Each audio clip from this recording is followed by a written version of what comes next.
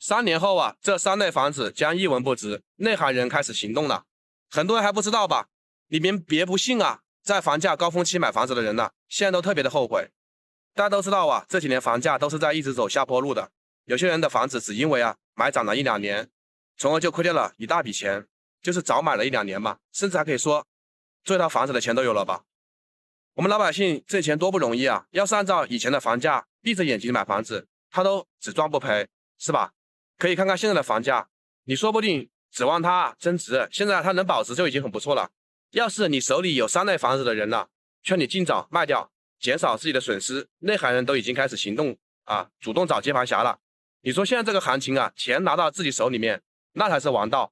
曾经就是说炙手可热的房子，可能以后将变得无人问津。在不久的将来，这3类房子别说亏了，甚至还可能变得一文不值。具体是以下3类，一定要耐心的看完，说不定对你会有所帮助的。第一类就是高层住宅房，刚开始住进去的时候呀，你可能会觉得站得高，看起来景色还挺不错的。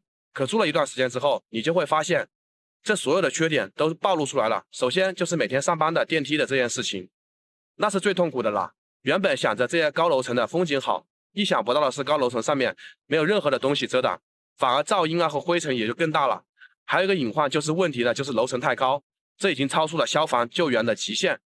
高度112米，万一有个什么意外的话，都不知道怎么救援。还有这个楼层太高，只能是用2次供水，水都是提前放在水箱里面的，水的干净程度那可想而知了吧。第二就是公寓房子，这种房子呢，一般面积比较小，房子的总价也比较低。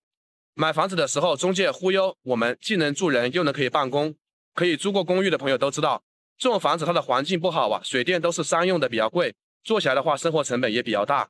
而且这种公寓基本上没有生活配套这些设施这些的，像我们县城公寓房都是配在物流园和批发市场，周围环境嘈杂的，这里面生意也不用多说。以后卖的话还有不少的房产税，确实也会比较困难的。第三就是学区房，曾经火爆一时的学区房，现在已经变得不再吃香了。都知道现在生育率那是1年比1年低，很多学校都已经招不到学生了，到这个地步了，因此学区房也就失去了它的意义，变得将一文不值。那有些学区房它只是占了一个地理位置，环境和各种配套设施也都不齐全。建议你们手里面有这3类房子的，一定要赶紧出手，别等到以后卖不出去了，否则将来会砸在自己手里面的，到时候后悔都来不及了。大家一定要谨慎的购房。好了，今天就分享到这里，感谢你们的支持和点赞，我们下期视频